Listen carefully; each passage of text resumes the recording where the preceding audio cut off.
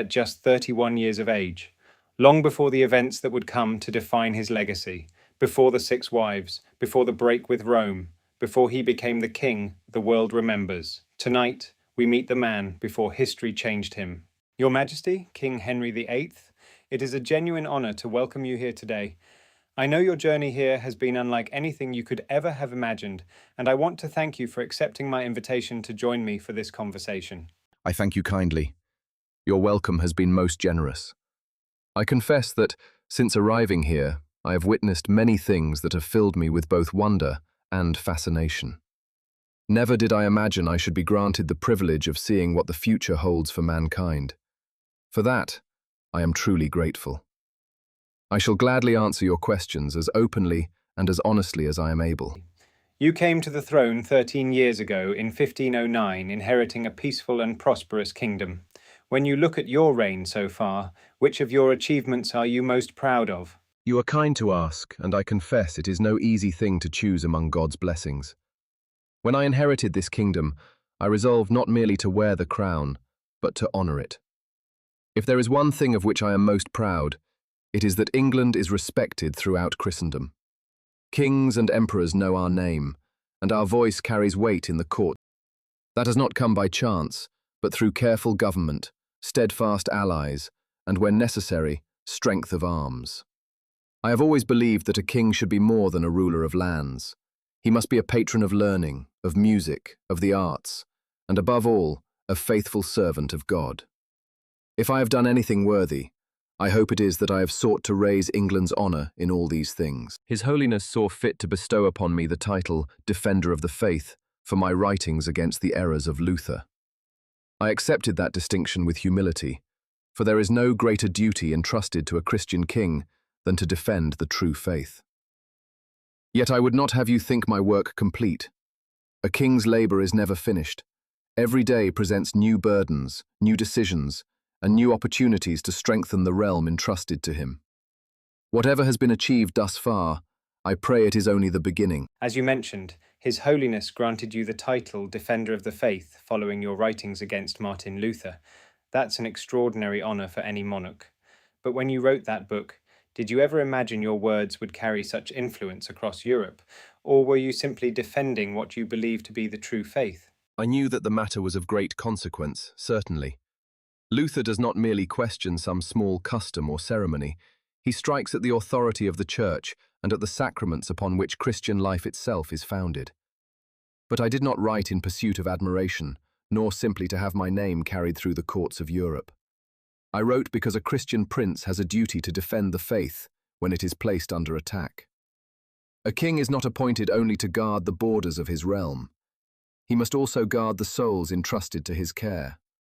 Naturally, I am honoured that His Holiness judged my work worthy of such distinction.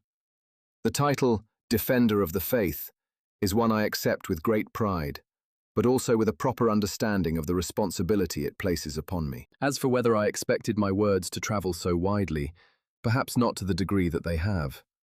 Yet truth ought to carry influence wherever it is plainly and firmly expressed. Luther is a learned man, but learning without obedience may become arrogance. He believes himself able to overturn centuries of sacred teaching by the force of his own judgment. I could not allow such arguments to pass unanswered. So no, I did not write merely for influence. I wrote because I believe the faith must be defended, and because silence from those with the power to answer would itself be a kind of failure. You see defending the faith as no less a responsibility of the crown than defending the realm itself. Indeed, I do.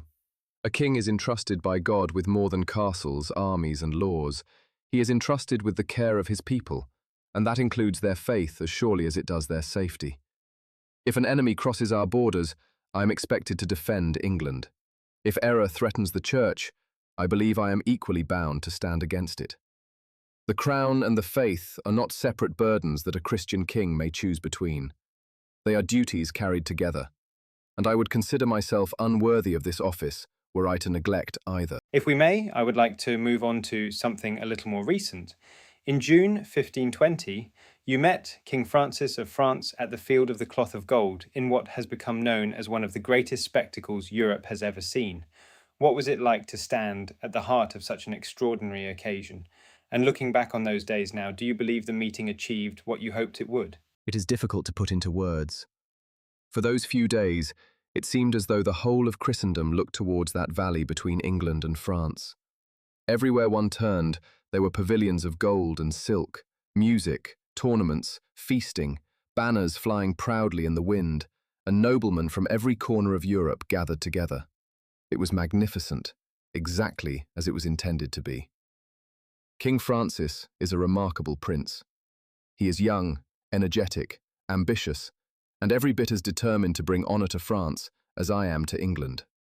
We are rivals in many respects, certainly, but rivalry between kings need not prevent respect.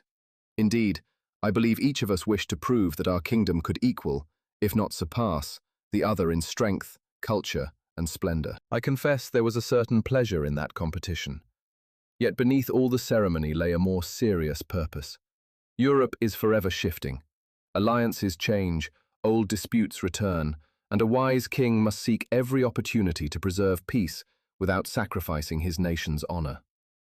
Did it achieve all that I hoped? I believe it strengthened the friendship between our kingdoms, at least for a time. More importantly, it showed the courts of Europe that England stands alongside the greatest powers of Christendom, not behind them, and certainly not beneath them.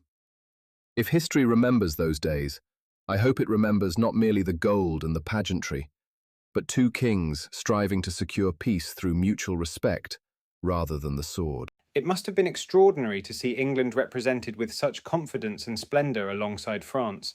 And from what you have said, it seems there was genuine respect between you and King Francis, even if there was also a considerable degree of competition. You mentioned that alliances across Europe are constantly shifting, with France, Spain, and the Holy Roman Empire each pursuing their own interests.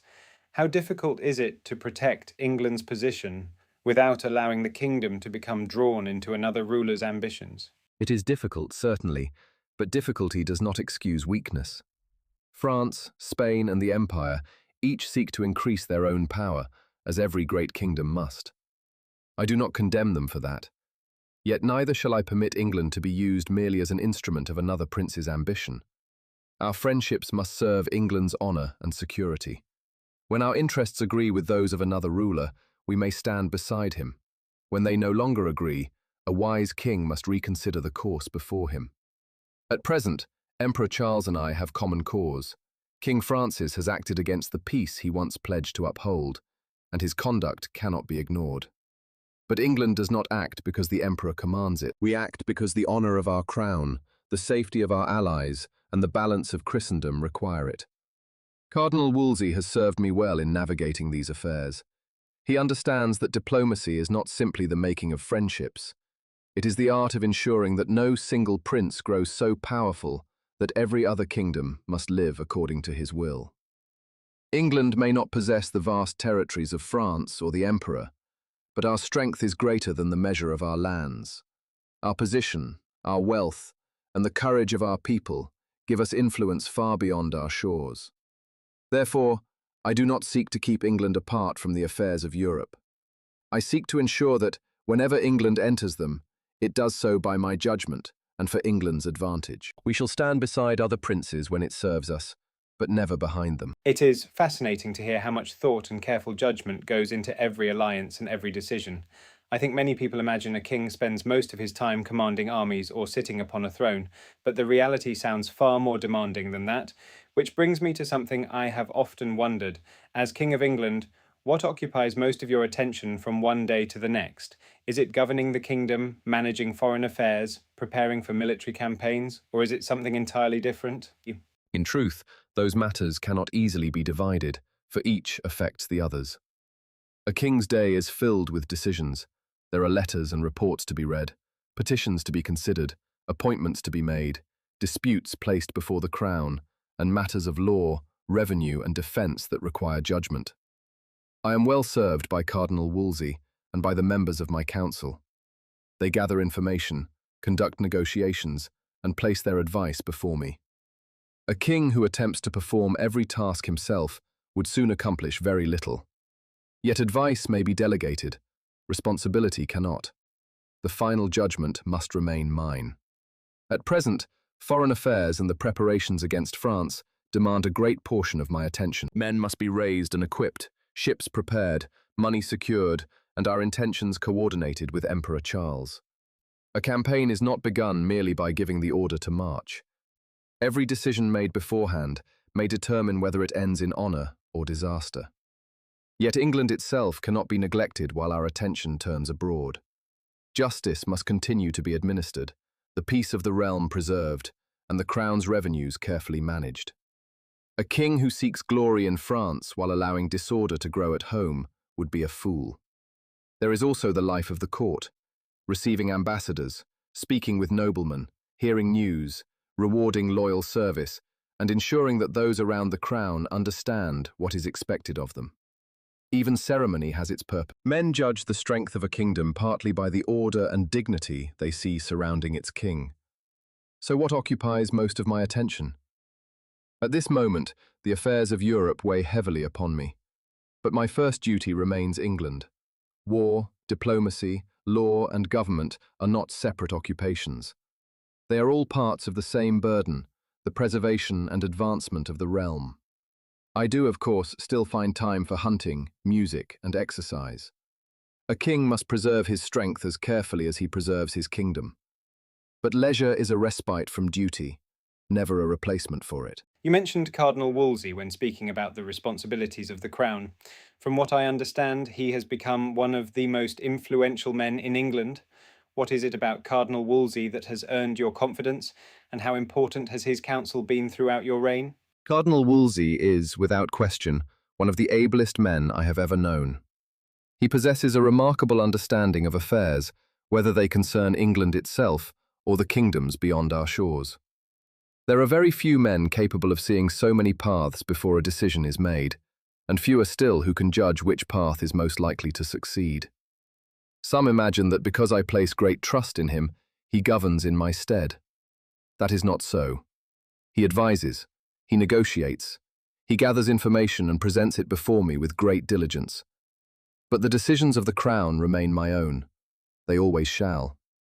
The burden of kingship cannot be handed to another man, however gifted he may be.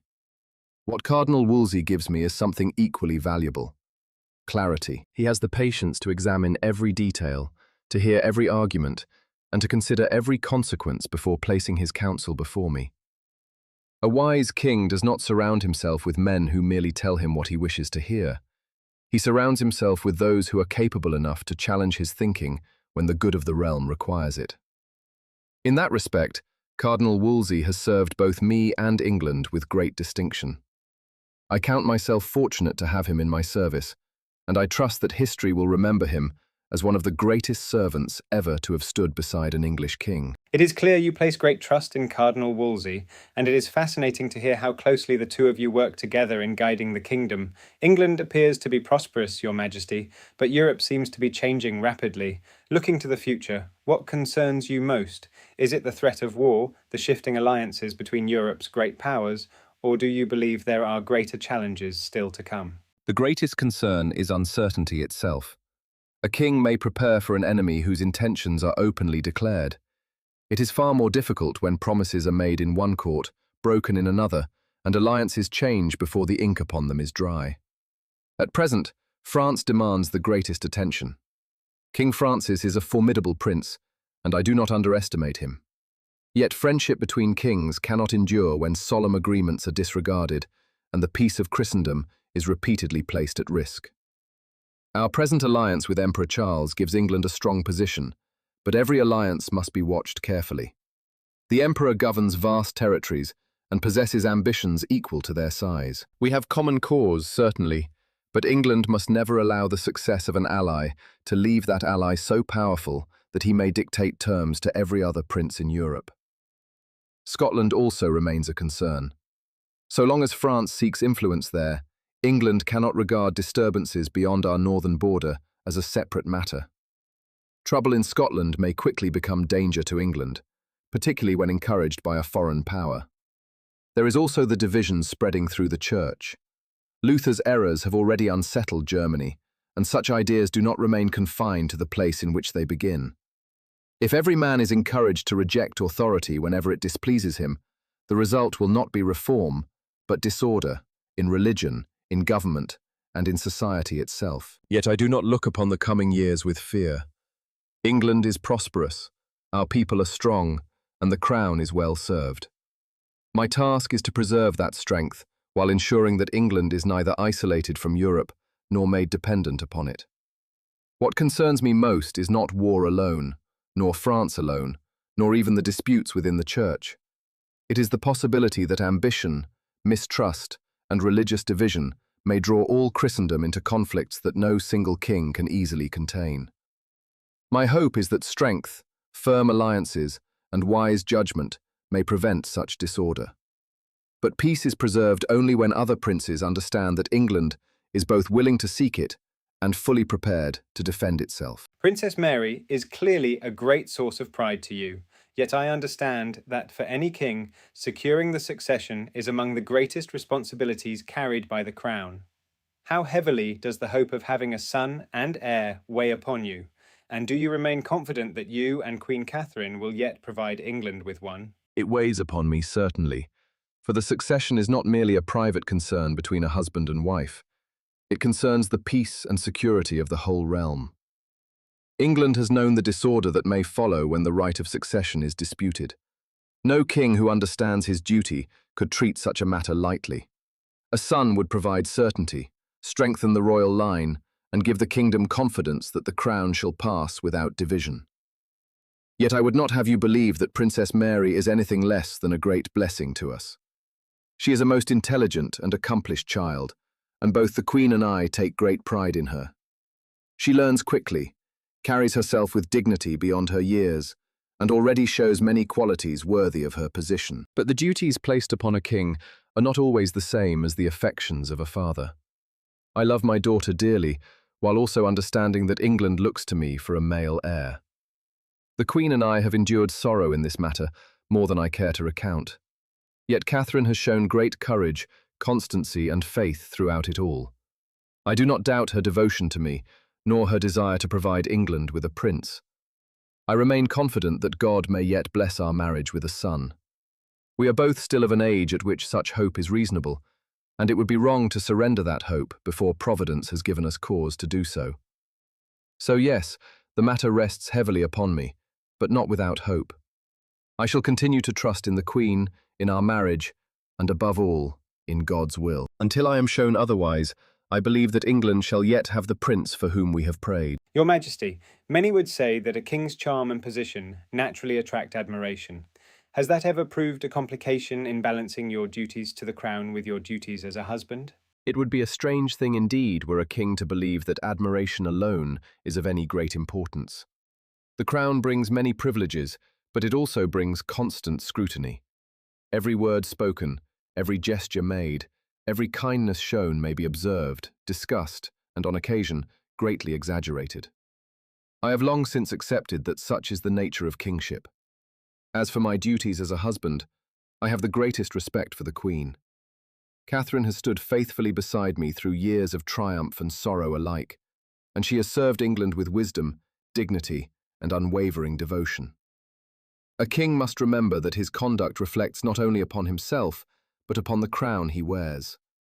That is a responsibility I do not forget. Naturally, one encounters many people in the course of a reign: noble ladies, foreign ambassadors, members of great households, and visitors from across Christendom. Courtesy and friendship should never be mistaken for impropriety. Idle rumors have always surrounded those who occupy positions of consequence. I have learned that a king cannot govern his kingdom according to whispers. If I concerned myself with every tale carried from one court to another, I should have very little time left in which to govern England. My duty is to God, to my Queen, and to the realm. Those responsibilities must always remain foremost in my mind. We've spoken of war, diplomacy, matters of state, and the responsibilities of the crown. But when those duties allow you a rare moment to yourself, how do you most enjoy spending your time? It is true that the duties of a king leave few moments that may truly be called his own. Yet I have always believed that a man who neglects himself will, in time, neglect his kingdom also. If I am granted a little freedom from affairs of state, I am happiest outdoors. There is great satisfaction to be found in the hunt. To ride across the countryside with good horses, loyal companions and skilled huntsmen is both exhilarating and restorative. It reminds a man that clear judgment, patience and courage are virtues not confined to the council chamber. I have long delighted in the joust and in martial exercise. Some see only the spectacle, but I see discipline. A king should never ask courage of his soldiers if he is unwilling to demonstrate courage himself. Whether it be jousting, archery, wrestling or tennis, I believe a prince ought always to keep himself fit in both body and spirit. But I have never believed that strength alone makes a great king. I take equal pleasure in music and learning. There is something deeply satisfying in composing a piece of music, taking up the lute or singing amongst gifted musicians. Likewise, I have always enjoyed reading, discussing matters of theology and history, and learning from those whose wisdom exceeds my own. Every book has the power to teach a king something new, if he is humble enough to listen. And then there is my family. Although the crown seldom allows as much time together as I would wish, I treasure those quieter moments with the Queen and with Princess Mary. They remind me that beneath the robes and ceremony, I am still a husband and a father, and I count those blessings among the greatest God has bestowed upon me. Perhaps that is what I enjoy most of all, that each day offers the opportunity to become a better man than I was the day before. Whether through study, music, sport, family or service to my kingdom, I believe a king should never cease striving to improve himself. For if a king ceases to grow, how can he expect his kingdom to do the same? You have a reputation across Christendom as one of the most educated princes of your age. What is it about scholarship that has always appealed to you, and why do you believe learning is so important for a king? Learning is among the greatest gifts that God has bestowed upon mankind. A prince who possesses only strength may win battles, but a prince who possesses understanding may prevent them. The sword has its place, certainly, yet wisdom should always guide the hand that holds it. From an early age, I was fortunate to receive an education from excellent tutors. They taught me languages, history, philosophy, theology, and the writings of the ancient world. I have never regarded such studies as a burden. Rather, they have been a source of great pleasure throughout my life. The more one learns, the more one discovers how much remains unknown. That, I think, encourages humility as much as confidence. I have always believed that a king should be able to converse with scholars as comfortably as he speaks with soldiers. He should understand the arguments placed before him, weigh them carefully, and judge them according to reason as well as conscience. A ruler who depends entirely upon the learning of others places himself in a dangerous position. That is why I have taken such delight in theology, in history, in music, and in the study of languages. They sharpen the mind, and remind a man that truth is rarely found by those who cease asking questions. If England is to prosper, it must not excel only in arms and commerce, but in learning also. A kingdom that encourages knowledge strengthens not merely its universities, but the judgment of those who one day will govern it. I have often found that the greatest victories are not won upon the battlefield, but in the mind. For every wise decision a king makes today may spare his people from suffering tomorrow. We've spoken about what you've achieved, the challenges facing England, and the life you lead beyond affairs of state. Looking ahead, what do you hope to achieve during the next stage of your reign? Where do you intend to take England? And what are your greatest ambitions for the years ahead? There remains much to accomplish. 13 years upon the throne may seem a considerable span of time, yet I feel my reign has only truly begun. England is strong, respected, and prosperous, but no wise king should ever mistake present success for future security. My foremost ambition is to leave this kingdom stronger than I found it. I would see England continue to command the respect of every court in Europe, not through empty boasts, but through wise government, military strength, and honourable diplomacy. When English ambassadors enter a foreign court, I would have them received as representatives of a kingdom whose friendship is valued, and whose displeasure is not lightly invited. I wish to encourage learning, reward ability wherever it is found, and continue strengthening the institutions that support both crown and country. A kingdom prospers when justice is administered fairly, when trade flourishes, when the church remains steadfast, and when the people have confidence in their sovereign. Naturally, I also pray that God will bless my marriage with a prince who shall one day inherit a peaceful and secure realm. Every king bears that responsibility, and I am no different. But above all else, I hope that England shall continue to grow in strength, unity, and purpose. A king's duty is not merely to preserve what he has inherited, but to improve it for those who come after him. When my time upon this earth is finished, I hope I shall be able to stand before Almighty God and say that I served faithfully, ruled justly, and left my kingdom in better condition than when it was entrusted to my care. If I can accomplish that, then I shall consider my reign a worthy one. Your Majesty, I want to thank you sincerely for your time today. It has been a genuine honour and a privilege to hear your thoughts in your own words, and I appreciate the openness and honesty with which you have answered my questions. Before I return you to your own time, I would like to offer you the same courtesy that you have shown to me.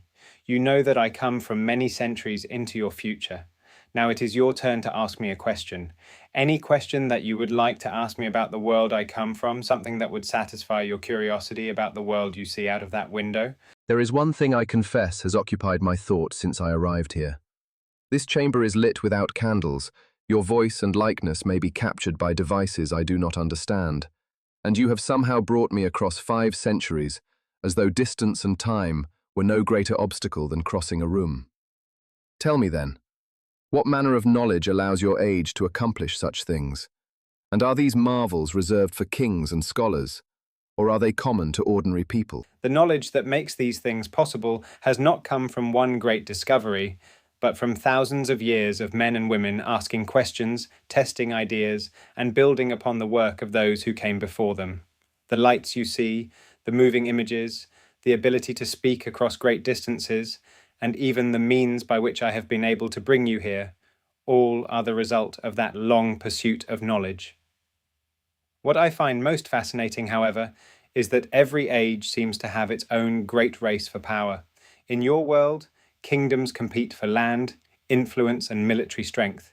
In mine, those things still matter, but there is a new contest unfolding. The greatest nations on Earth are now striving to master a new form of knowledge, one that allows machines to perform tasks that, until recently, only the human mind could accomplish. Each generation of these machines becomes more capable than the last, and many believe they will transform medicine, science, industry, and almost every part of daily life. Some see that as humanity's greatest opportunity. Others see it as one of our greatest responsibilities. Much as powerful kingdoms once competed to command the seas, today nations compete to lead this new frontier of knowledge. Whoever guides it wisely may help shape the future of civilization, but if it is pursued without wisdom, compassion, or restraint, it could create dangers unlike any we have faced before. So, although our tools have changed beyond anything you could imagine, one thing has not. The greatest challenge has never been whether mankind can create great power. It has always been whether mankind possesses the wisdom to use that power well. Then it would seem that, although the world you inhabit is beyond anything I could have imagined, the hearts of men have changed very little. Power, whether it be held in a sword, a crown, or within these extraordinary machines of which you speak, remains a gift that demands wisdom from those entrusted with it. I pray that the rulers of your age remember that. As do I. Your Majesty, thank you sincerely for your time today. It has been a genuine privilege to speak with you and to hear your thoughts in your own words. I'm truly grateful that you accepted my invitation. Sadly, it's now time for us to bring our conversation to a close and return you to your own time. Thank you, and safe travels. Though I return to my own age, I shall not soon forget what I have witnessed here. You have shown me a world beyond imagination, and for that I shall remain grateful. I wish you and your people every blessing. Farewell.